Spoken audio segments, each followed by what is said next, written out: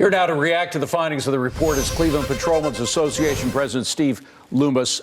Steve, bottom line here, what is truly important about what's happening in Chicago is the 768 murders that happened last year, the highest murder rate in 20 years. It keeps getting worse. Is this report going to make it easier or more difficult to stop those murders? Well, it's going to make it much more difficult. And, you know, it was just a matter of time before the Democrats and the Department of Justice came to the conclusion that those murders are the result of poor policing out there. I don't think anybody's surprised at that. And it's a lame duck session.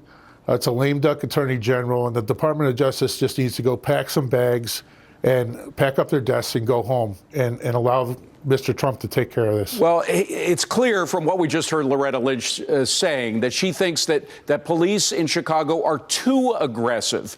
A lot of people are saying the reason the murder rate is up, in fact, not only in Chicago, but 10.8% increase in murders in the United States last year, is because police are reluctant to do things. They're doing less aggressive policing because they're worried about criticism. Absolutely. You can call it the Ferguson effect. That was the first term used for it. The men and women of the police departments across this country are willing to take the risks inherent to the job. What they're not willing to do is be criticized in the media, be lambasted by politicians, they're very, very quick to prosecute us now, as we saw in Baltimore very clearly. They're not willing to take those chances. We want to go out there and do a good job, and we want to do the job for the law-abiding citizens. But the reality is that Loretta Lynch is forgetting one thing.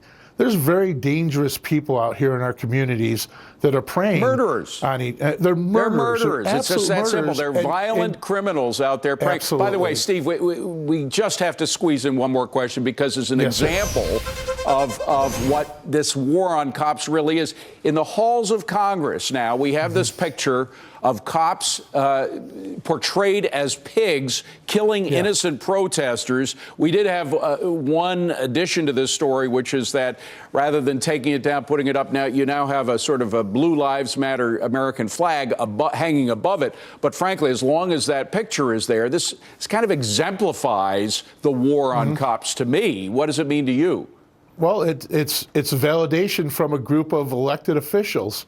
Federal elected officials, Obama, Loretta Lynch, the whole gaggle of them has done nothing but vilify law enforcement in this country since they've been there. Final question, are you hopeful it's going to change now? Is this the past, or can we look forward to things changing now that we have a law and order guy as president? Yeah, I think so. I think that we're going to see a 180-degree shift in priority of the Attorney General's office. I think that they're going to work with law enforcement to get us the equipment, get us the numbers on the street that we need to go out and do a great job for people. We've been necessary evils for the last 8 years, and I believe on January 20th that's going to end. Now, you're angels as far as I'm concerned. Steve Loomis, thank you very much for joining us. Appreciate it.